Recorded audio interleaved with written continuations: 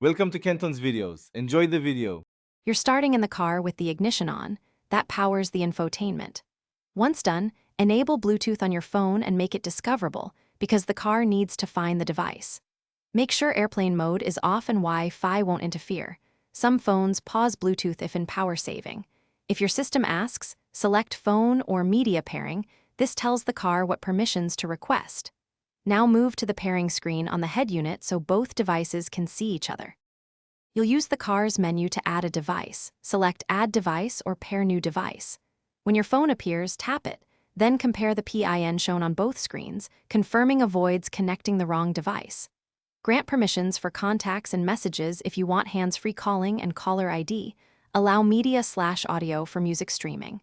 If prompted, choose phone for calls and media for music. This organizes audio routing.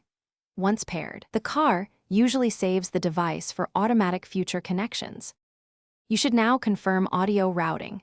Select Bluetooth as the phone and media source so calls and music play through the car. Next, set Auto Connect priority in settings and delete unused paired devices to avoid conflicts. Many systems limit to 5-6 devices. If connection fails, restart the phone and head unit, toggle Bluetooth on both, or forget and repair. This clears cached profiles. As a key troubleshooting tip, always check phone OS updates and head unit firmware if persistent pairing errors continue.